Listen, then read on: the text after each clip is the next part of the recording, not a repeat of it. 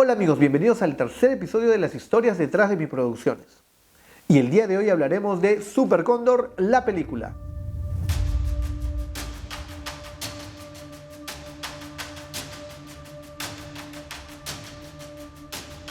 Bueno, como les había comentado en el capítulo anterior, yo decido hacer la película a raíz de que me piden 3 capítulos, después de haber entregado el piloto de Super Cóndor. Y bueno, como les había dicho, esa historia era una historia cómica y ya tenía que hacer la versión para cine. Es así como yo decido hacerle unos cambios a la historia original, ¿no? Ya no iba a tener Super Cóndor el origen de sus poderes a raíz de esa sustancia que le inyecta un científico loco, porque bueno, ya es una sátira de superhéroes, así que, ¿no? Y es así como decido a crearle un mito del origen del primer Super Cóndor que supuestamente apareció en el Imperio Inca, que fue elegido y se le dio un collar que le dio los poderes, que supuestamente ese collar se lo dieron dioses incas, que si se puede interpretar también como extraterrestres o como dioses incas, ¿no? Entonces eso ya se deja para gustos, ¿no? Para los gustos de la gente que les gusta el tema de los extraterrestres y para la gente que también pues le gusta también el tema mítico de los dioses, ¿no? Entonces lo dejamos así, ambiguo, el origen de Super Cóndor, porque también hay muchas teorías, ¿no? Ustedes saben que hay muchas teorías sobre que el Imperio de los Incas fue creado por extraterrestres, por el corte de las piedras, por las líneas de Nazca, la tecnología era muy avanzada supuestamente para esas épocas. Entonces hay muchas teorías pues del tema extraterrestre, ¿no? Y es así pues que sale esta historia. Hay una cosa que muy pocas veces he contado sobre el origen también de esta historia. Y Pedro, en la primera parte, cuando Pedro sube a Marcahuasi, yo por qué decido que el collar de Super Cóndor esté en Marcahuasi. Esa decisión fue a causa de dos cosas. Una, Marcahuasi es un lugar que yo siempre quise conocer, porque tenía, me acuerdo, un profesor de química en el colegio que nos contaba una historia muy fantástica de cómo él se perdió en Marcahuasi y fue abducido por extraterrestres. Esa historia era muy interesante y nos contaba cada clase de química. Nosotros íbamos contentos en la clase de química porque queríamos conocer qué es lo que seguía de la historia, ¿no? En esa historia original, que supuestamente le pasó a mi profesor de química, él cuenta que él llega tarde a una excursión, que se iba a encontrar con unos amigos para subir a Marcahuasi, y que él se pierde en el camino y llega a un lugar extraño, a un pueblo donde habían unos terroristas que habían llegado y que estaban matando gente, y que él se esconde y un terrorista lo encuentra y le mete un disparo en la cabeza, y justo él tiene una cicatriz en la parte de aquí que él nos muestra como prueba, y que él es rescatado por extraterrestres y es curado y es llevado a un planeta X donde él aprende muchas cosas, se mete a distintas épocas de la historia del planeta Tierra. Es una historia fantástica, ¿ya? Pero ese inicio de cómo él se pierde en Marcahuasi fue lo que a mí me inspiró en hacer pues la historia de Pedro que se pierde en Marcahuasi. En la cima de Marcahuasi hay restos de una cultura que se llama la cultura Masma. En la parte de abajo de Marcahuasi hay un pueblo que se llama San Pedro de Casta. Y en ese pueblo, que supuestamente, bueno, en la historia de Super Cóndor, Pedro nace en ese pueblo, San Pedro de Casta, y en ese pueblo hay un museo donde hay cráneos humanos que han sido extraídos de las chulpas y de las tumbas que están en la cima de Marcahuasi de esa cultura, y tienen unos agujeros en los cráneos como si hubieran sido hechos por láseres, ¿no? Entonces tenía mucho que ver con la historia y el origen que yo estaba buscando. Entonces eso es lo que más me inspira en que el origen de Super Cóndor sea en Marcahuasi. Y también era un pretexto muy grande para poder yo conocer Marcahuasi, porque no conocía Marcahuasi, solo lo había escuchado en las historias de mi profesor de química. Bueno, y es así como yo me voy a Marcahuasi con mi equipo y vamos a grabar las primeras escenas de Super Cóndor. Y bueno, fue fantástico la experiencia de la grabación de esta parte de la historia, nosotros al subir vimos cóndores, entonces decíamos, ¿qué hacen cóndores aquí? Porque supuestamente en esa zona no deben haber cóndores.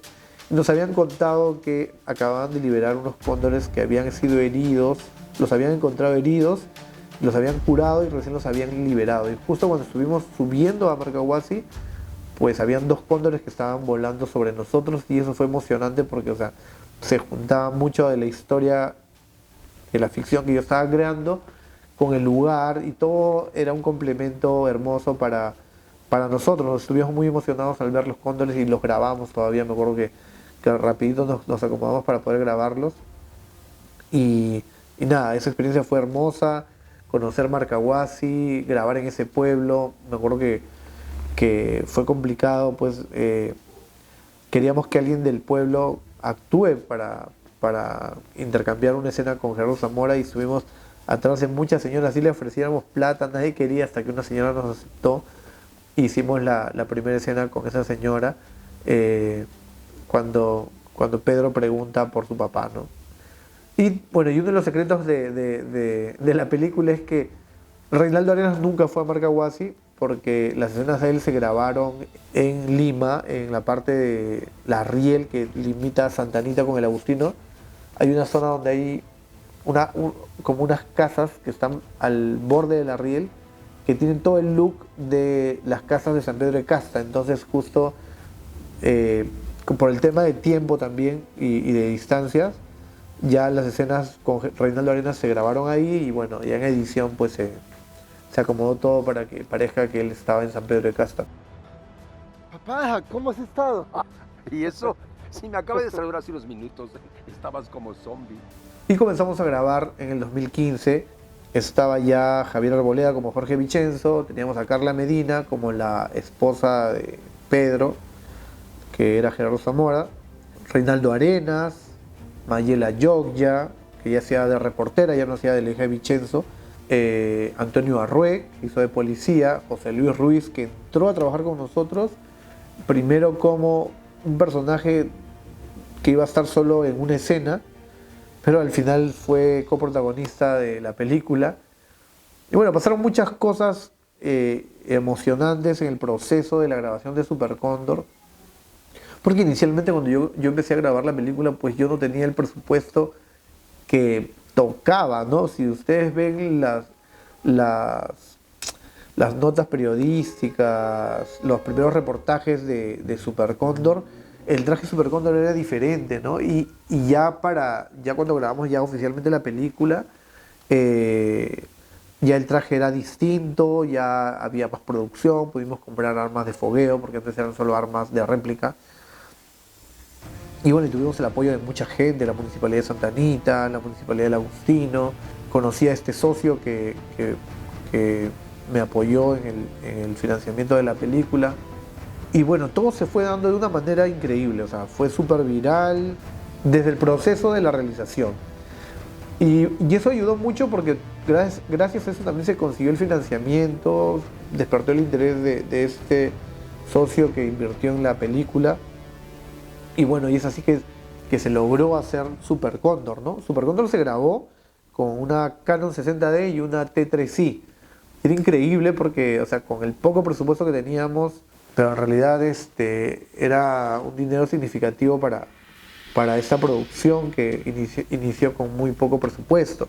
Pero se llegó a hacer la película, ¿no? Ya en esta historia, como les digo, el Super Cóndor tiene los poderes a raíz del collar que le da los poderes. El hijo de Super Cóndor lo interpreta en esa oportunidad Axel Córdoba, que era un chico, que es un chico que había estado en muchas series peruanas, películas. Él de niño estuvo saliendo en muchas producciones, que por cosas de la vida, por problemas familiares, tuvo que viajar a México a vivir y estuvo viviendo muchos años allá. Y cuando él llega a Perú, justo llega de México y agarra el personaje justo para el hijo de Super Cóndor y bueno, y se reincorpora a la actuación después de muchos años, ¿no? Ya era un adolescente y bueno, fue gratificante pues grabar con él esa primera parte de Super Cóndor.